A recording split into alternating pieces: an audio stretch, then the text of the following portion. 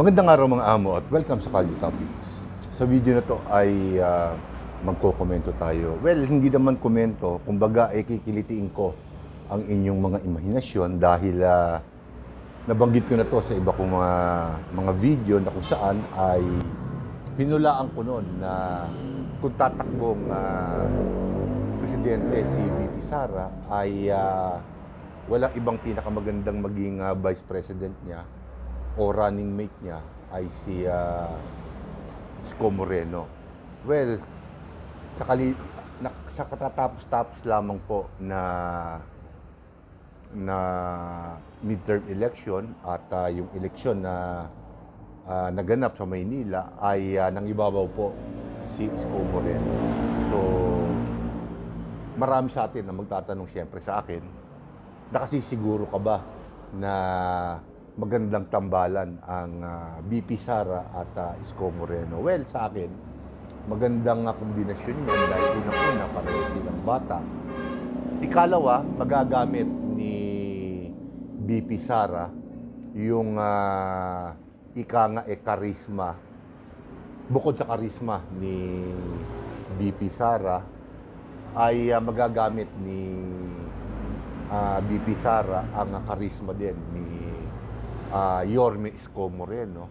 Dahil siyempre, marami ang nagtataka rin kung bakit from presidential candidate ay bumalik sa pagka-mayor si Isko Moreno. Well, sa akin, ito sa akin lamang.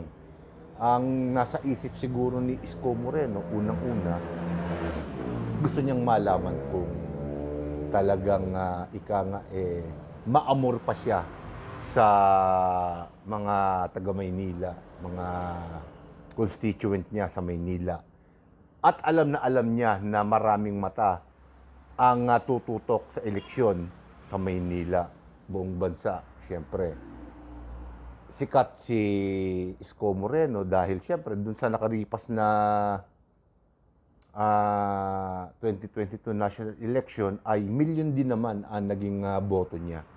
So, magagamit niya na testing ground yung pagkandidato niya bilang mayor uli kung may amor pa siya at well, nalaman naman niya ang resulta, landslide, hindi ba?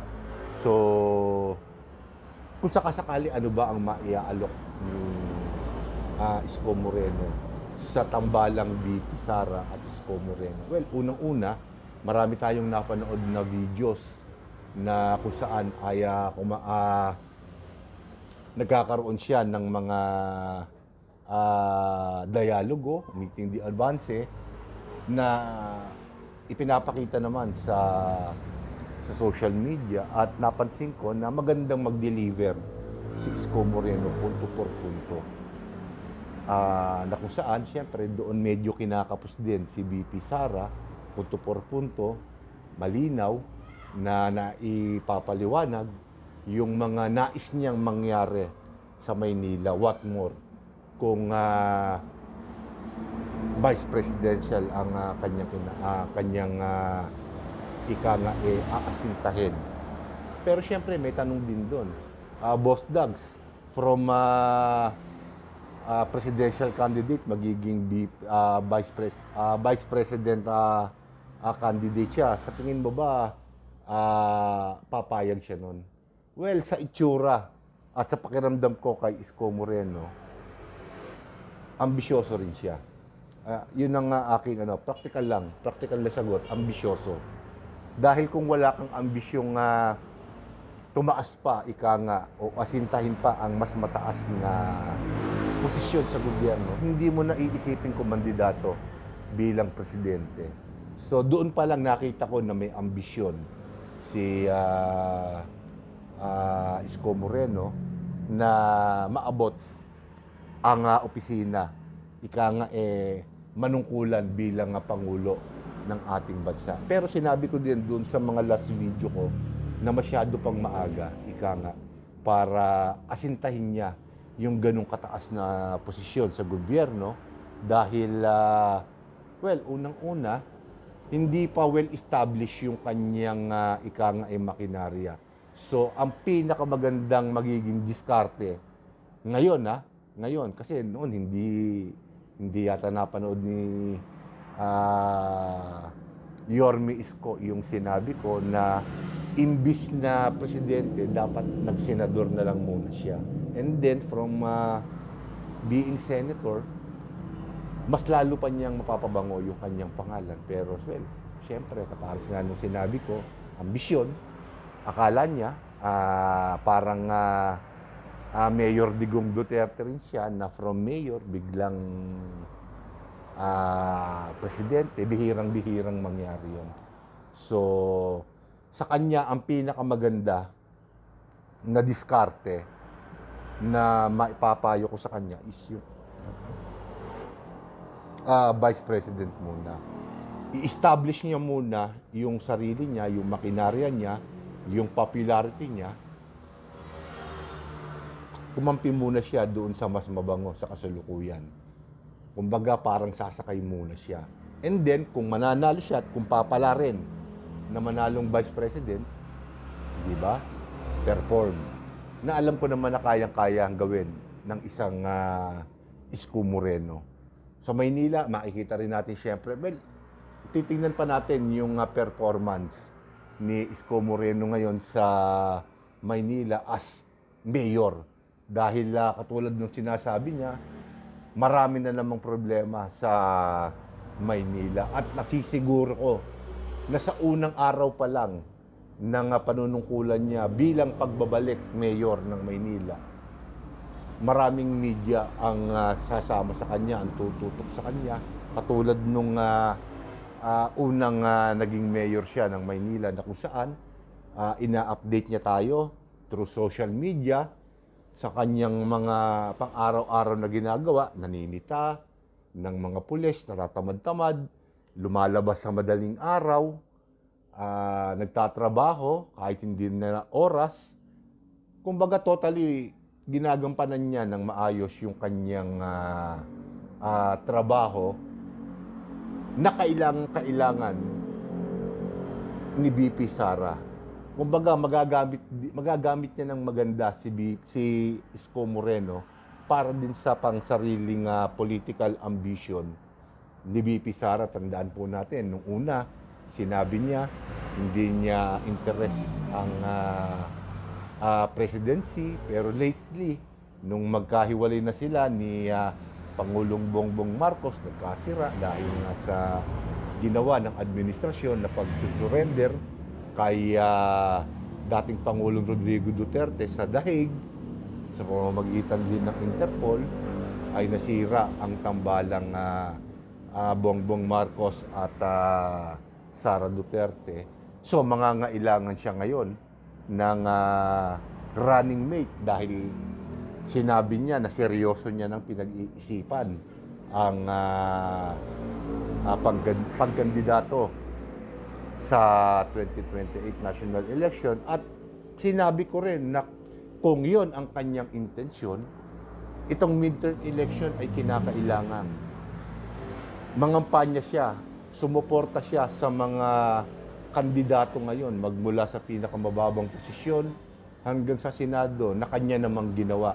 Medyo na late nga lang ng konti, pero just the same, maganda ang naging resulta dahil siyempre sa Senado pa lamang ay lamang na ang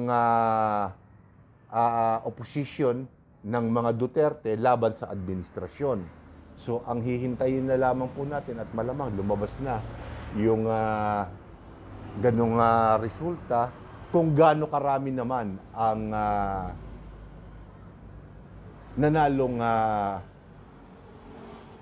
Duterte, pro-Duterte na sinuportahan ni VP Sara, at ilan ang nanalo sa administrasyon ng mga kandidato nila sa Kongreso. So malalaman natin yan sa loob lamang ng ilang araw. Pero syempre dito muna tayo sa tambalang VP Sara at Isko Moreno. Nakikilit ako na itong dalawa na to ang pinaka-the best na tambalan na mabubuo ni VP Sara sakalit intensyonin talaga niya na kumandidato sa 2028 national election. Dahil kung iisipin natin kung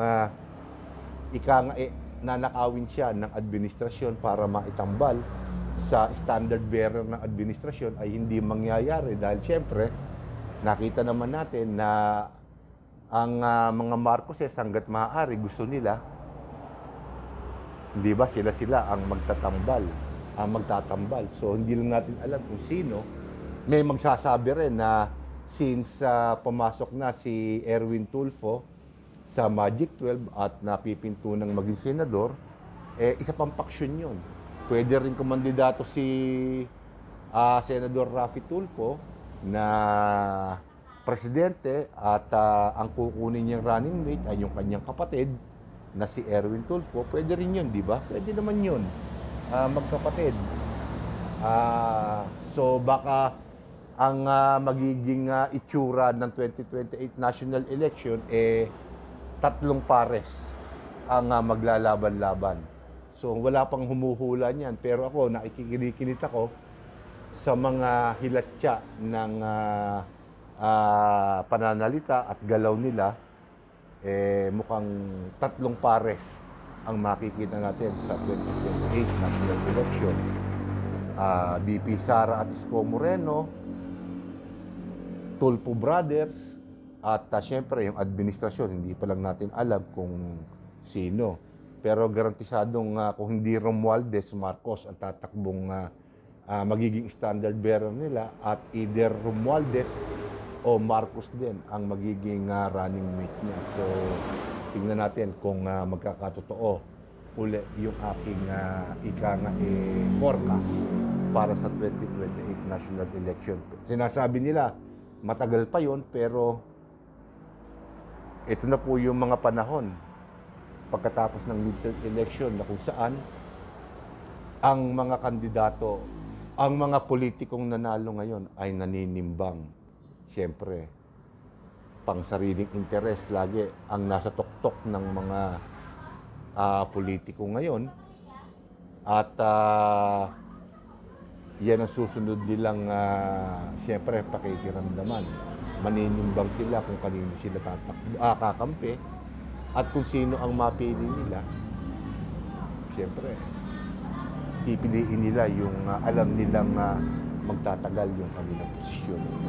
So, dito ko muna tatapusin ang video na to, at sa susunod ko pa pong mga video ay ibang paksa naman po ang ating tatalakayin.